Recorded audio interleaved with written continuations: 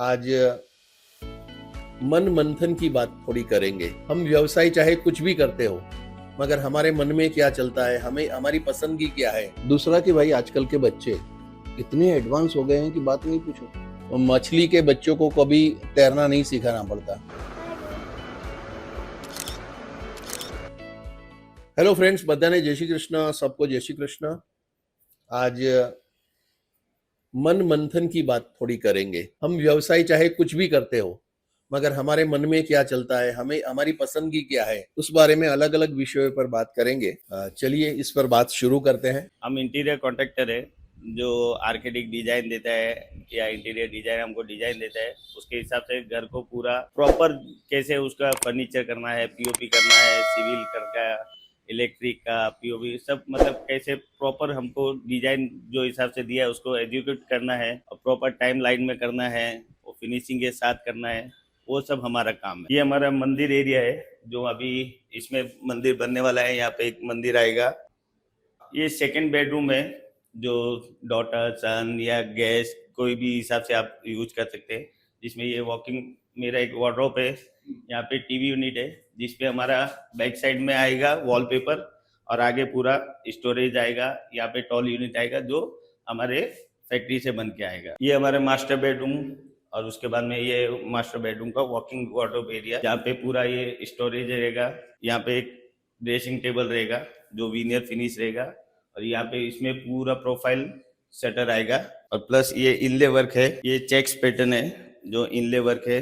Full model में हमारे जैसे पैटर्न होता था चेक्स पैटर्न, कॉर्नर में मेरा इनले वर्क आएगा ब्रास का, वो इसमें फिट होगा।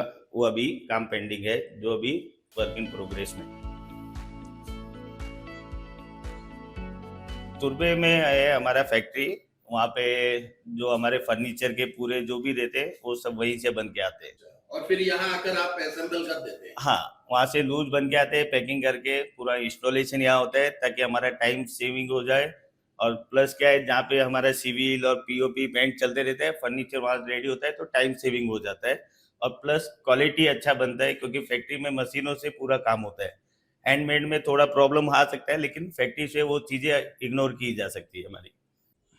भाई आपका जो भी प्रोफेशन हो, आप चाहे किसी भी फील्ड में हो, मगर भीतर एक इंसान ऐसा रहता है जिसको बहुत कम लोग मिलते हैं। सर हम क्या सुनाए, हम तो खुद आपसे प्रेरित होके ही कुछ लिखने की कोशिश करते हैं।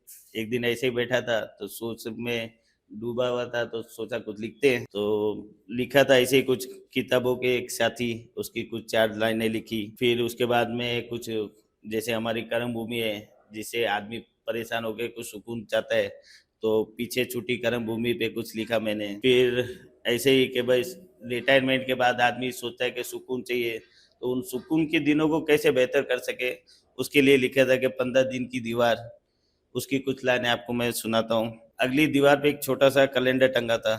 अगले महीने बच्चे और पत्नी साल में एक बार मिलने आने वाले थे। मैंने इस घर के एक नियम बनाया था, ज्यादा से ज्यादा 15 दिन। ये नियम किसी बेरुखी से नहीं बल्कि गहरे प्रेम से बनाया गया था। मैं उनसे उनके फैसलों में दखल नहीं देना चाहता था और ना ही उनकी शहर वाली चिंताओं का बोझ इस शांत वादियों में चाहता था। 15 दिन का ये वक्त हमारे रिश्ते को और गहरा बनाता है। उन 15 दिनों में मैं कोई फजूल बहस या तनाव नहीं चाहता था, सिर्फ मोहब्बत होती है।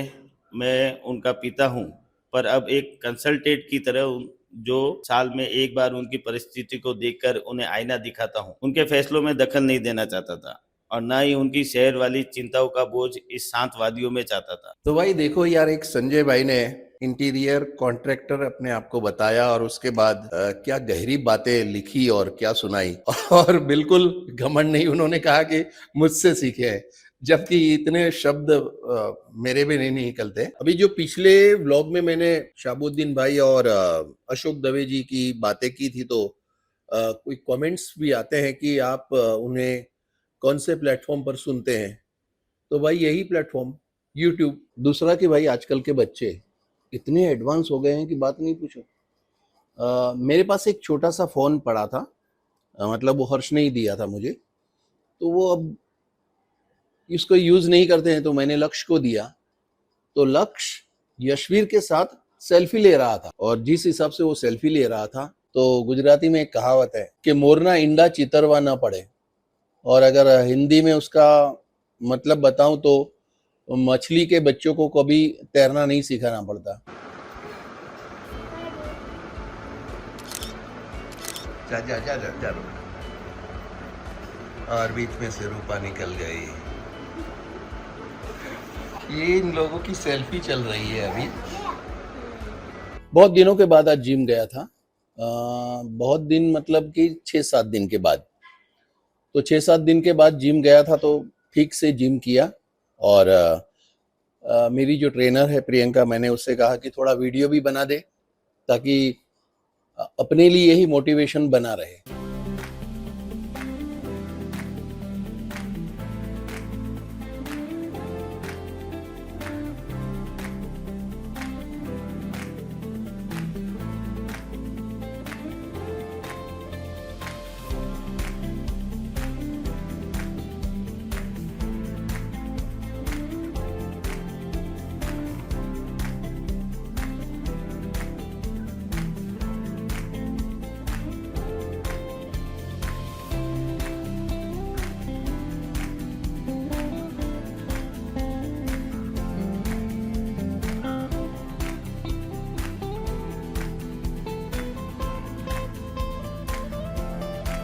टू 2012-13-14 में मैं छोटे छोटे किरदार किया करता था सावधान इंडिया और ये सब सीरियलों में, 1 डे 2 डे जो कहते हैं।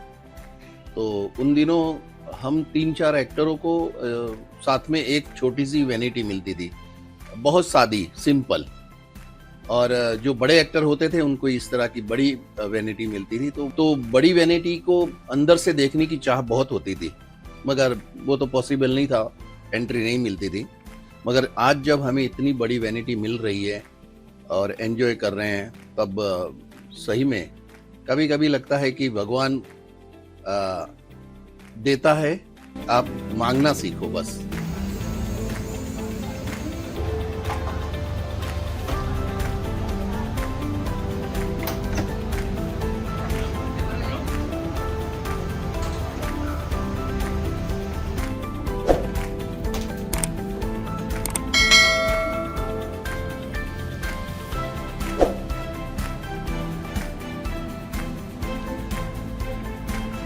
कैसे क्या मुख जाने ना दिया।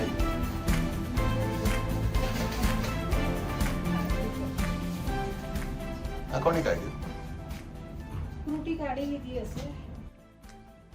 अभी सोनी टीवी पे हमारा शूट शुरू हो गया है और आज शूट का दूसरा दिन है, तो हम आए हैं। अभी मैं और मेरे हस्बैंड आए हैं, तो शूट पे बहुत मजा आ रहा है। धमाल कर रहे, मस्ती कर रहे और अच्छे से गेम कर रहे सब। तो भाई सही है। आज शूटिंग का दूसरा दिन है और ऑडियंस भी एंजॉय कर रही है और सब पूरा परिवार एंजॉय कर रहे हैं।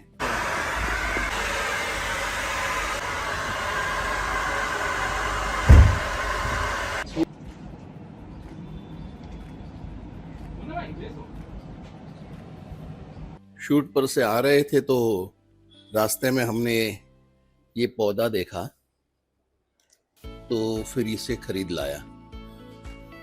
इसे क्या कहते हैं पता नहीं, नाम तो पता नहीं, लेकिन मुझे अच्छा लगा। गमला भी खरीद लिया, दूसरा ये भी खरीद लाया था। वही शूट पर से आते हुए एक पौधा ये भी खरीद लिया था। मतलब कल हमने 2 पौधे खरीदे। इसका भी नाम भूल गया मैं। अक्सर पौधों के नाम भूल जाता हूँ, मगर बड़े प्यारे हैं।